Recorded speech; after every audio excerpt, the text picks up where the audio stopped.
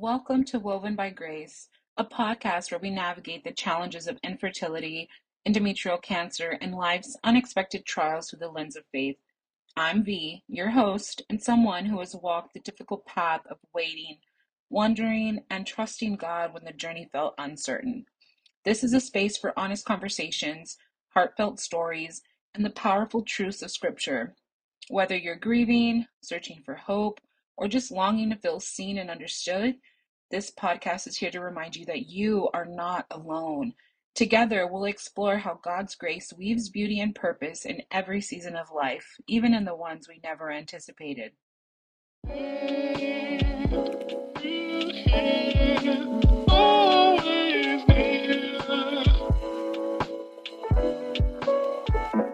Fantastic.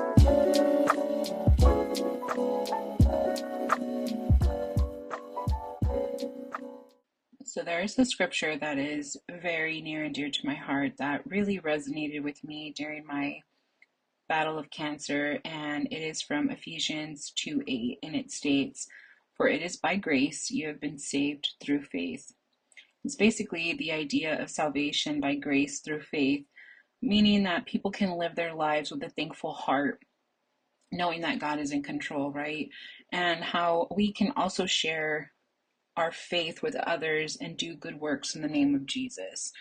And through my cancer, when I found out that I had to have a hysterectomy, I kept thinking to myself that my pain could not be for nothing. Like, what was this sacrifice for? What was I having to give everything up for?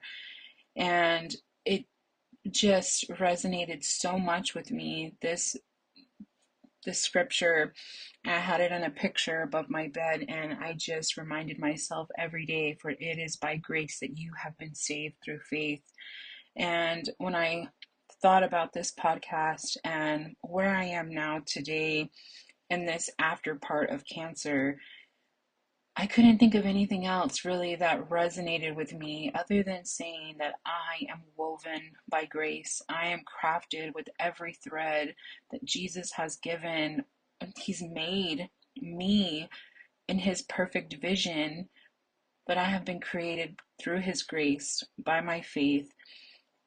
And it makes me so thankful that I am here to share my story. So grab a cup of coffee, take a deep breath, and join me as we find encouragement, strength, and faith in the midst of life's toughest moments. Many years ago, I had this feeling as a kid that something just wasn't right with my body. And I was probably 14 years old, and I still hadn't had my first period. And I remember my mom asking questions about, my period or my cycle, and making excuses because I knew something was wrong. And I was always overweight. So in my mind, I think we all know when something's wrong with us. But even at that age, something just didn't seem right.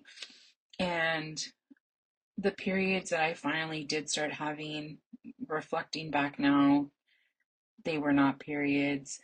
They were simply my body hemorrhaging because I was going so long without the shedding of my lining of my uterus. But after some time, my mom also knew something wasn't right. And so I was diagnosed with PCOS. And I think at the time, things made so much sense because I was overweight. I had lack of periods. It was extremely hard to lose weight. And I had experienced, I am Latina, but even being a Latina, I knew that I had facial hair that just was not how it should be. And everything just again started to click into place. But I remember at that time when I was just a small child, I had an aunt, or I have an aunt who she was my great aunt, and she was somebody struggling with infertility, and she was very vocal to the fact that she knew she would never have children. And I remember being just, oh my gosh, maybe 7, 8, 9, if that, and having this profound feeling that I would never bear children. And if I'm not mistaken, I remember telling my mother this, and she just kind of, why would you say that? You know, um, but I just ultimately knew that I would never have children. And it was this really hard thing to understand. And because of my past, that's a whole another podcast, guys, but I had a rough childhood and I was really mature for my age, but just having this understanding again that I wouldn't have children, but really grasping what that meant was really hard. And I was raised Catholic, so I was taught to have faith. I was taught to believe in God and the miracles that He can perform. But jump forward, several years down the road, and then I'm told I have PCOS. It was just kind of solidifying this foundation of you're never going to have children. Now, years go by, many things happen. I continue to struggle with my lack of cycles. Doctors continue to want to put me on birth control. I was placed on birth control, and even with that, I was a teenager. I really didn't understand, and I just wasn't consistent with my birth control. And I, of course, at the time started dating my now husband. I was probably 18 years old. And I was still so consumed with this idea of I wanted to have children really young. I'm really not sure why that idea developed in my mind, but I stopped taking birth control. And I remember one day I was at work and I had this insane amount of pain. I could not, I remember laying on the floor at work and just bleeding so much. I was in excruciating pain, and this was going on for quite some time. And my mother finally took me to the hospital. I had to have been maybe 20 years old, and they tested me to see if I was pregnant. They claimed that I was not, but something in my heart just tells me that I was. And maybe I'm wrong, but I think you just kind of know that something was going on that was way more than a period. Um, but years and years went by. I continued to struggle. I continued to not lose weight. I was depressed. I was having a lot of other mental strains in my life because of my past, growing up as a child. And it took some time, but I was able to come to a place right when I turned 30. And I remember my mother telling me that life will just change at that age, and it really did. I was able to identify with being a closet eater.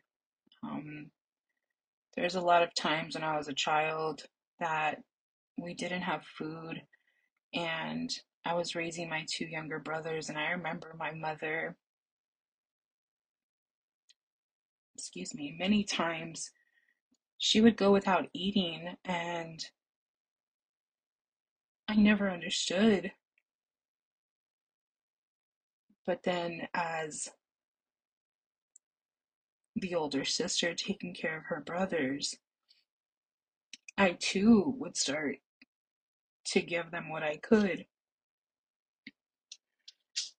So, in turn, during those times of being quote unquote normal, I would tend to binge eat. And I was so embarrassed of how much I would consume that I, in turn, started hiding those habits. And of course, it created a very unhealthy relationship with food. It became my comfort. And it was a way to cope with a lot of the sadness that I had. But by that time, life had just really gotten out of hand. I expected myself to be pregnant by 30, and all of my friends were starting their families.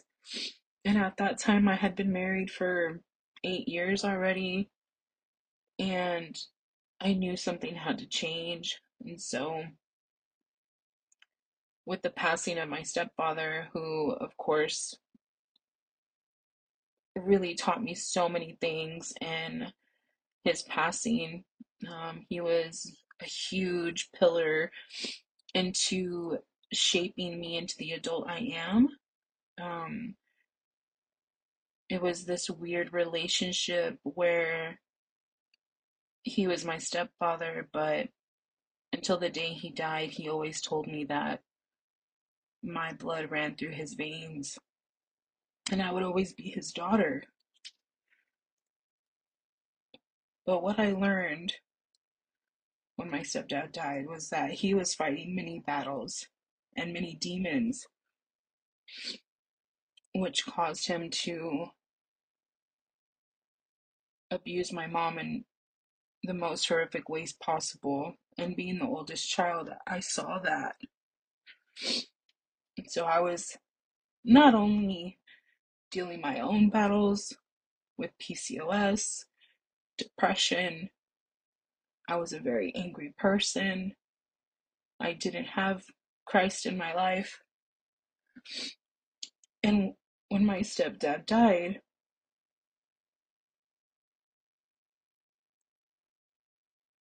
I resonated so much with him because I realized that while he turned to drugs and became the monster that he was, I I turned to food, and it made me miserable and it made me sad, and it really didn't bring me the comfort that I thought that it would.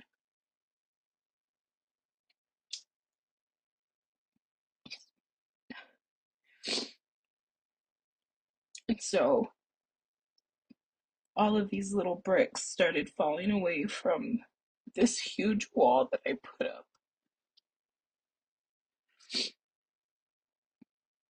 And it was so nice, for lack of better words, but it was life changing because it changed the foundation of who I was. I was not angry anymore. I was able to forgive. And I didn't really know God's grace at that time, but I knew that I had to forgive my stepdad to move on. And so little by little, I went through therapy, which I still say saved my life. And as much as it is a sad thing to have lost my stepdad, his passing saved me.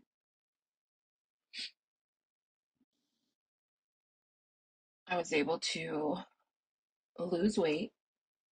I lost about 110 pounds with a whole lot of work, a whole lot of working out, and life really began to change. I started to hold myself accountable for my health, for the things that I had done to my body, the bad shape that my body was in, and I think I was coming to a place that I was really happy, but I was still missing something. I was still missing my child. And this idea that I had of where I should be at that time. So, unfortunately, after losing all this weight, I had been told for many, many years that if you lose weight, your cycles will regulate, we should be able to get pregnant. Well, what do you know? I lost all this weight, nothing changed, my cycles were still absent, and I was finally able to find an OB-GYN who would really listen to me. He was not the nicest person. He was a Cuban man, an older man. I'll never forget him. And I had told him, this is what's going on. And of course, it was just, what have you been doing? And why haven't you told anybody? And look, sir, I've told many people, but nobody would listen. And this was kind of the history, right, with these doctors throughout my life. Nobody wanted to listen. I was fat shamed so many times. no matter what I would say, it was just always this thing of lose weight, lose weight, lose weight. Nobody wanted to look underneath the surface of what was going on. And I realized that I had had this negative vibe or negative experience with doctors that I just didn't trust them. And finally, this doctor listened to me, and that was the first time I was challenged, if you will. He put me on progesterone, and it was supposed to start my cycle. He told me, take these pills, you should start your cycle. And if you don't, then of course we had to figure things out. And lo and behold, I did not start my period, which then led to a biopsy. And I will never forget that day. Um, I was instructed that if I didn't hear anything from them, that was great news. But if I got a call, essentially we all know what that means. If you get a call, it's bad news. And so I didn't hear from anybody. It was the longest several days waiting, patiently waiting. Of course, my mother was on edge, and it was just a very daunting situation, right? Like a couple of days just waiting, like what's going on? Do I have cancer? And nobody called. So when I went into my checkup, I was, you know, telling my mom, like, don't worry, I'm fine, I can go by myself. My mother lives in another city about 2 hours away from me, so she was very concerned and of course wanted to be with me, but I told her, like, don't worry, I'm fine. And I'll never forget sitting in that doctor's room, and he looked at me and he was like, did anybody call you?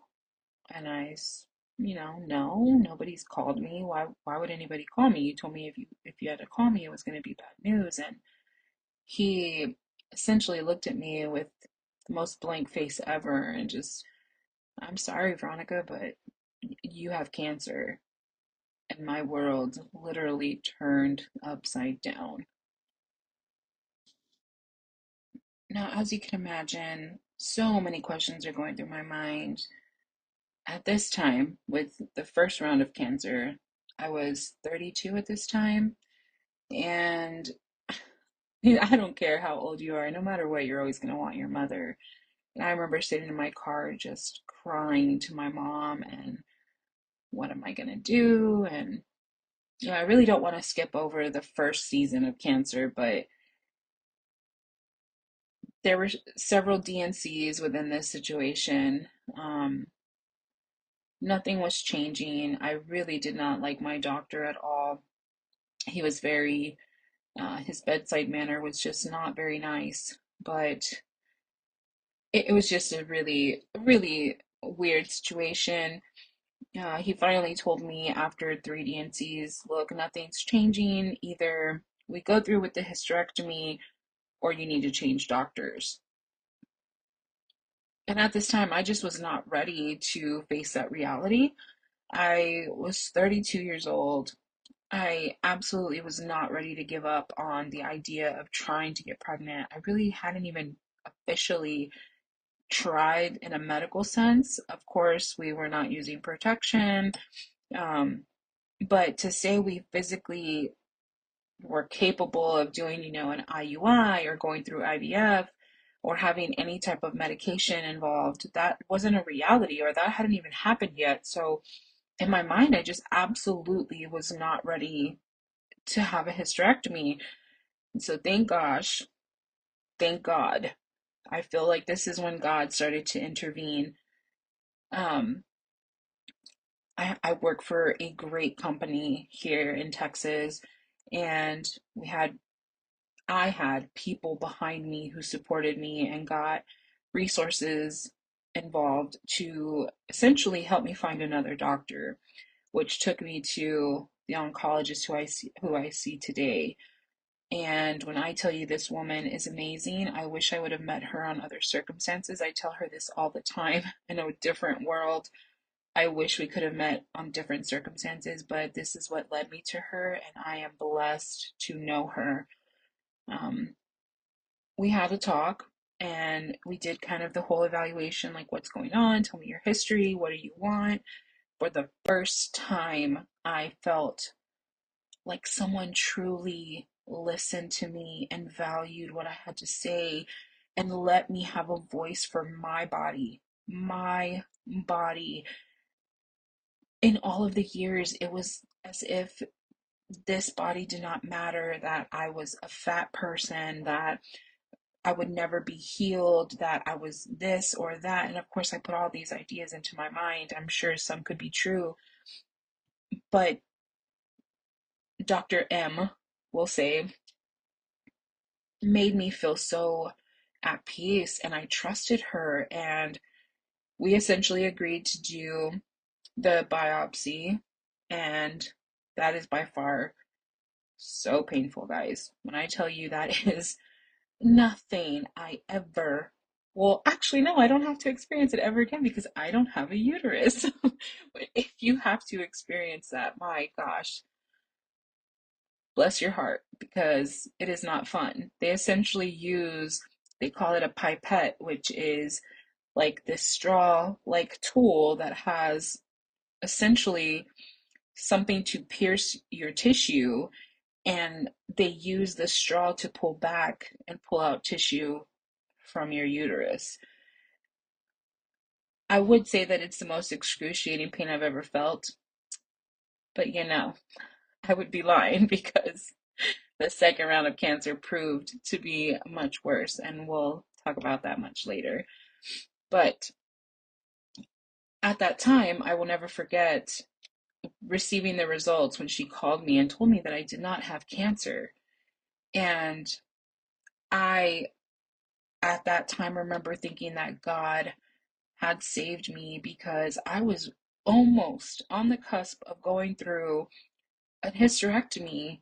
And here, this other doctor's telling me that I actually don't even have visible cancer, that the markers that one doctor uses and another doctor uses can vary, which makes absolutely no sense. And I'm not a doctor, but at that time, she told me I had no cancer, and I was elated.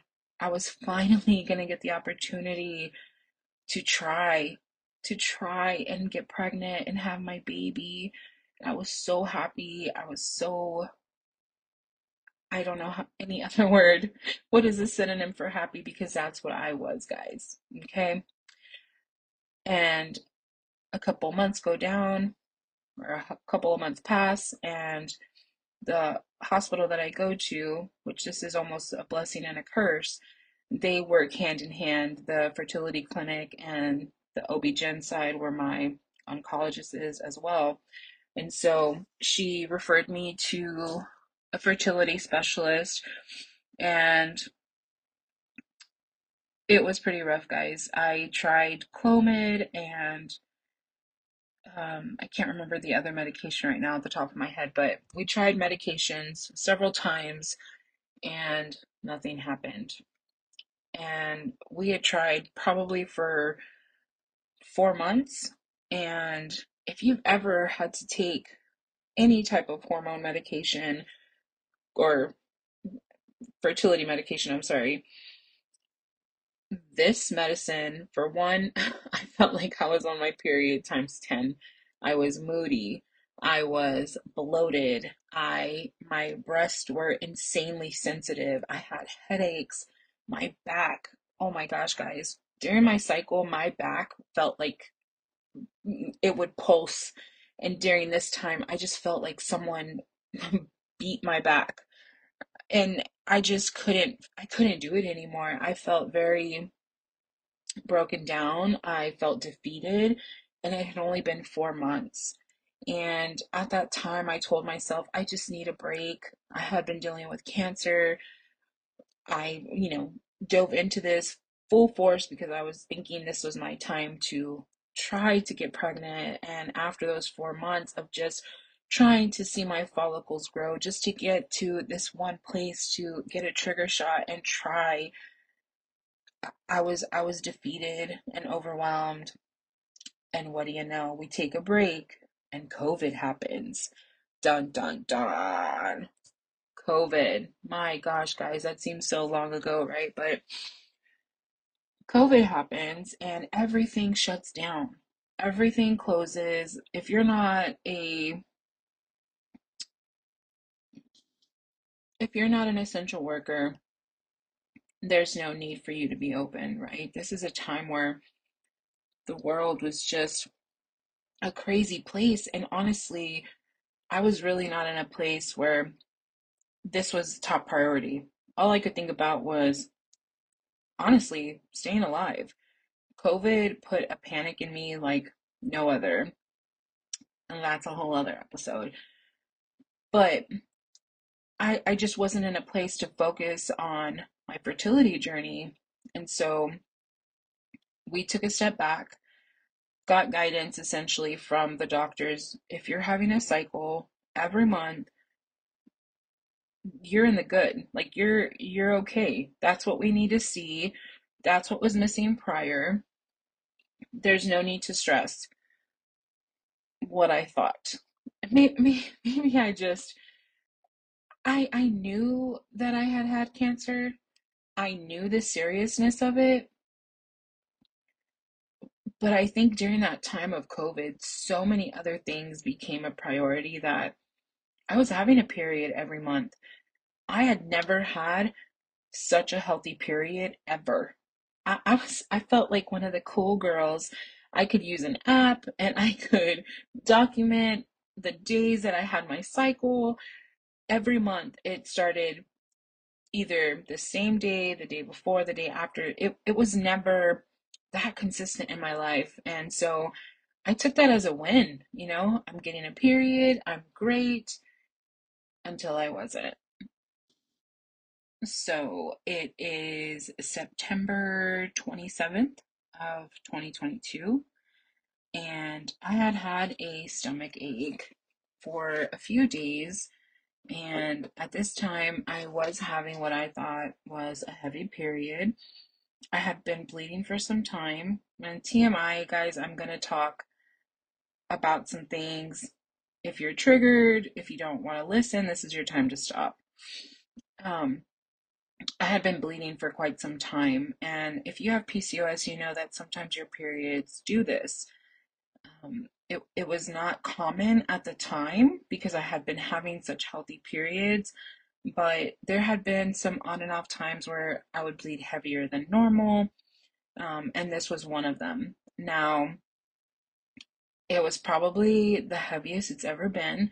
I would go maybe 15, 20 minutes and I would bleed through a Super Plus tampon. I felt extremely defeated. I was kind of worried, but it had stopped and I was able to go home to spend time with my family. It was my nephew's birthday and we had a great weekend. I was able to go to a birthday party. Actually, I went to two birthday parties and came home that Sunday. Now, I wake up Tuesday morning. It's about 4 in the morning. My husband's gone to the gym and I wake up in excruciating pain. I am in so much pain. I remember running to the bathroom and I just hovered over and started throwing up profusely. And that's very abnormal for me. I was in so much pain that I really couldn't even stand up straight. And immediately I just kind of thought, okay, this is an appendicitis. Something's not right. My right side, I am in excruciating pain. And again, I keep throwing up, and now I'm worried, of course, because my husband's not here. He works overnight, and so he goes to the gym right after work. And so I call him and I tell him something's not right. I need you to take me to the hospital. And of course, this is not normal behavior for me. Like, yes, I had had cancer, but my husband knows that that was not normal, and so he comes home right away. We rush to the emergency room, and I don't even know what to tell them other than I'm in excruciating pain on my right side. I've been throwing up. Even the ride or the drive from our home to what we consider the medical center here in San Antonio, I I couldn't even every bump. I I can't even explain to you how much this hurt. I had to sit there for quite some time. It was, of course, like I said, now it's probably 5:30, 6 o'clock in the morning. I'm still in excruciating pain. and they tell me that they want to do an ultrasound to kind of see what's going on. I I'm getting the chills thinking about that ultrasound because what I came to find out was that I was experiencing what they call a torsion, which is your ovary turning on itself, essentially killing off the organ. And why this happened was because I had a tumor that was so large that it was essentially turning my ovary over.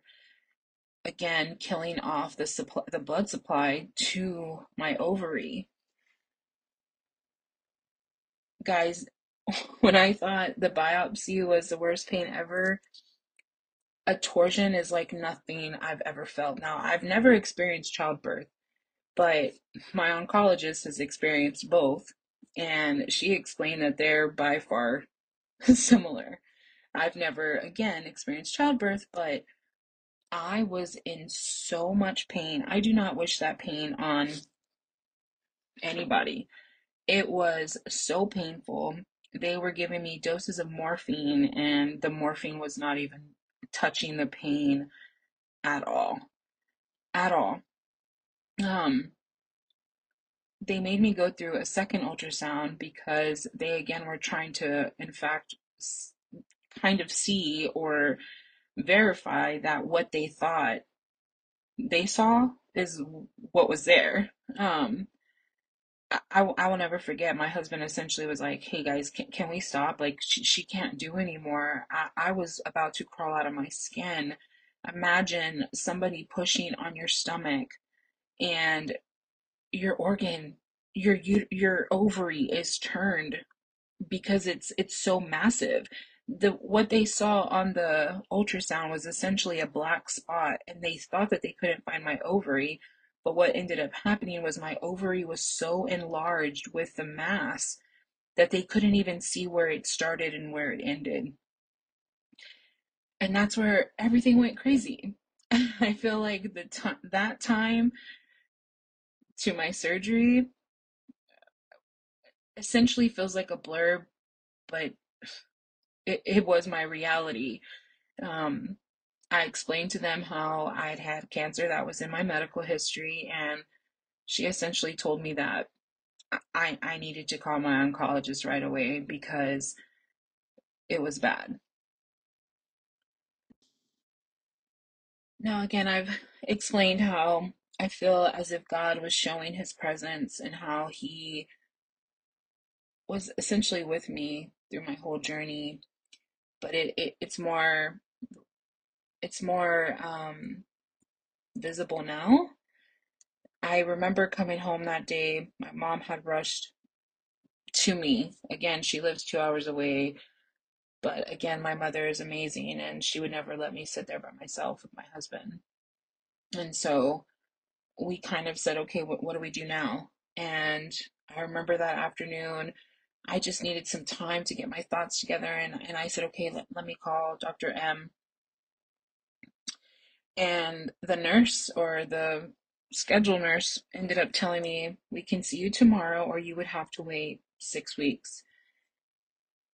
If that is not a miracle in itself, when I look back on that and I think about how much pain I was in and the things that led up to my surgery day, I know that that was God intervening and making a way for me. Because if I would have waited any longer, I truly do not think that I would be alive today to tell you this story.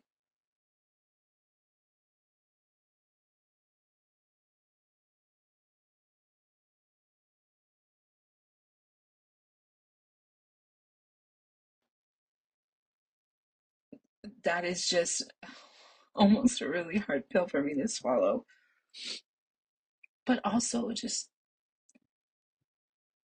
so heartwarming because it reminds me of God's grace and the story that I'm here to tell you.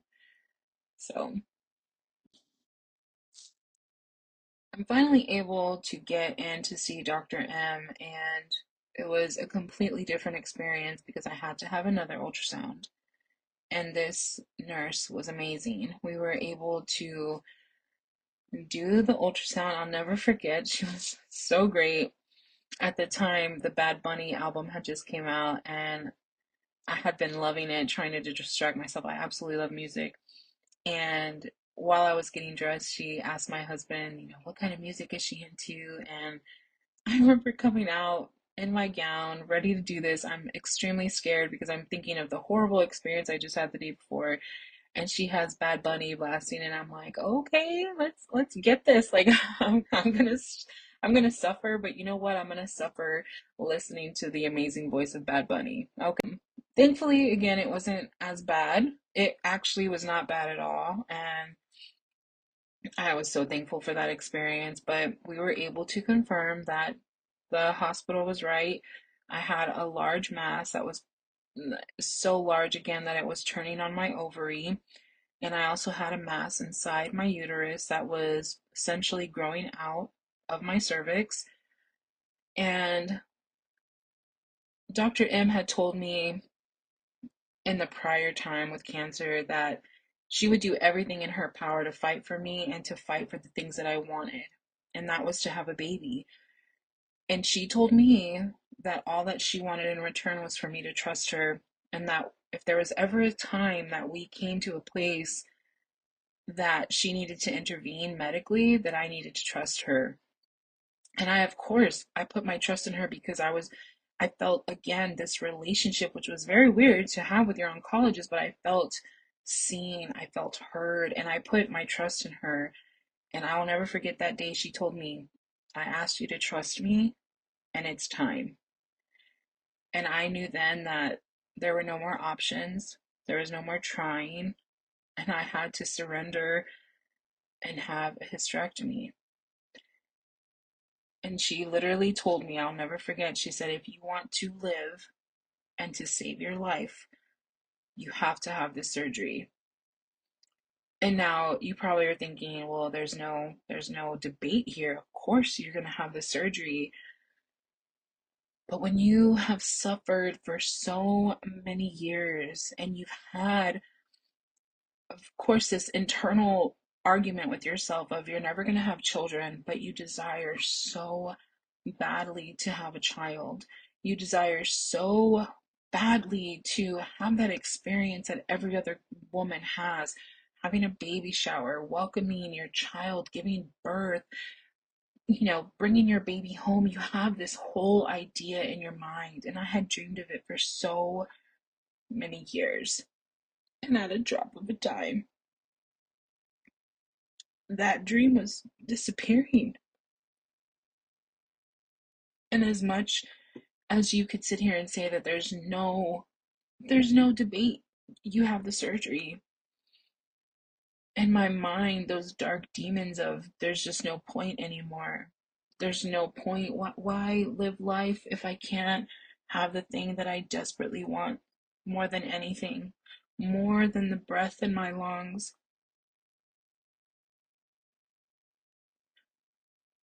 to look at my baby, to hold my baby,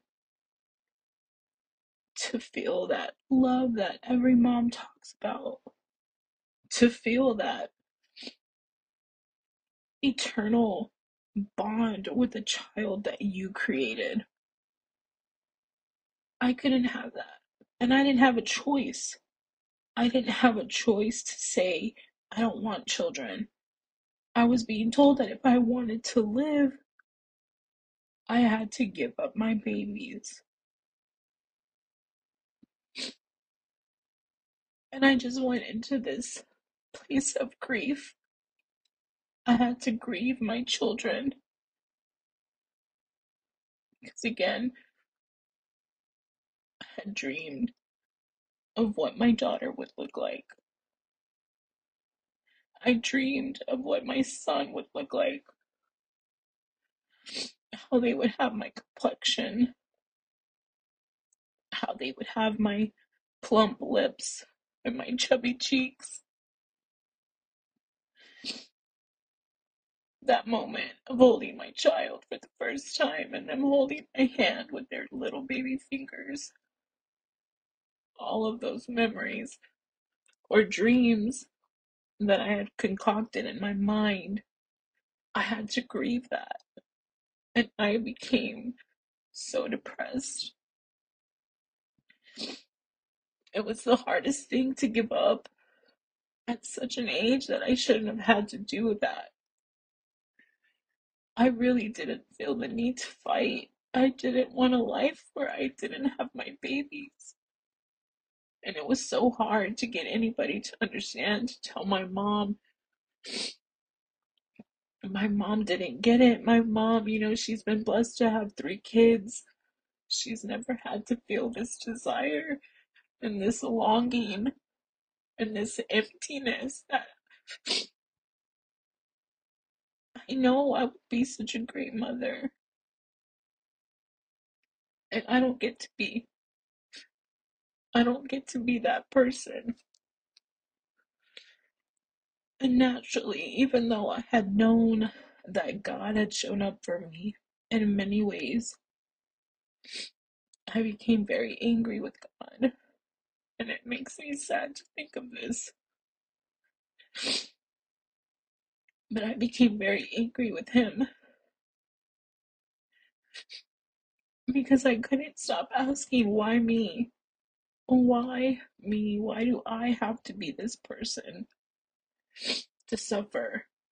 Why are you blaming or why are you punishing me?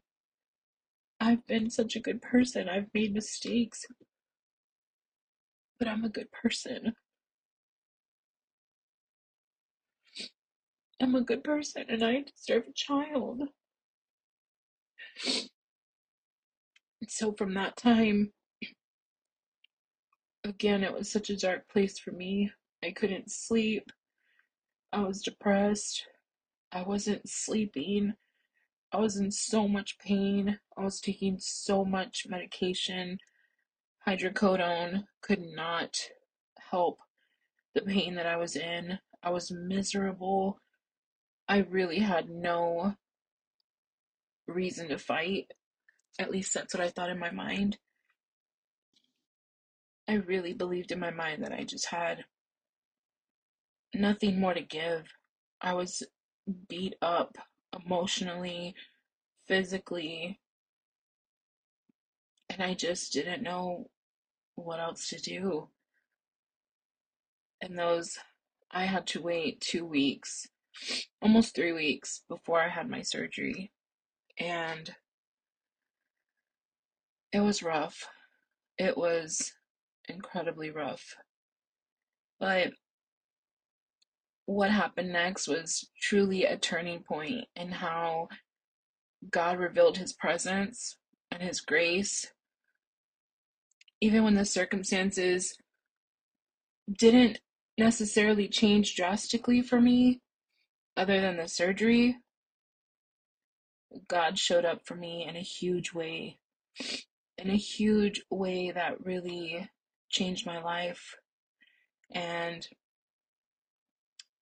we will talk about that next episode because I feel like this has been very emotional if you made it to this part. I don't mean to leave you hanging, but the next episode, I don't want to spare any details because it truly is the point in my life that I that I felt God's love.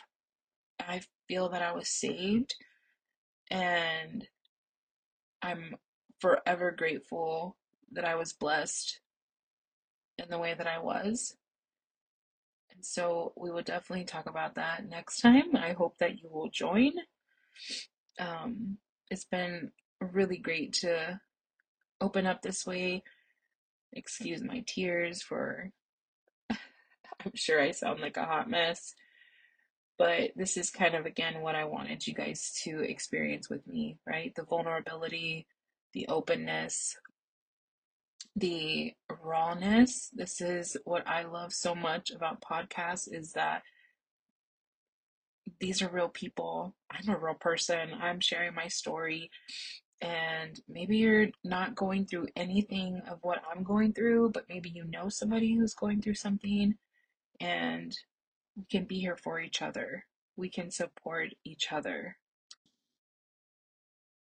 Also, as I mentioned, I will be making a Instagram page, Woven by Grace Podcast. I would love to see you follow me on there. Come subscribe, send me a message. Tell me what you think of the episode. Do you love it? Do you hate it? Do I sound like crap? Are you tired of me crying? I mean, I hope it would be some kind words. But yeah, let's connect. Let's talk to each other. I really want to have this open conversation with you guys. I can also open, I'm also going to create a Gmail account, woven by grace podcast at gmail.com. You can email me if you feel more comfortable doing that way. If you don't want to be on social media, I totally get that. Let's just connect in any way possible. Again, thank you guys for joining in. I look forward to talking to you again on the next time. And please remember that no matter where you are or what you're facing, God's grace is enough, and He is weaving something beautiful in your life. Thank you for tuning in, and stay tuned for the next episode. Till next time.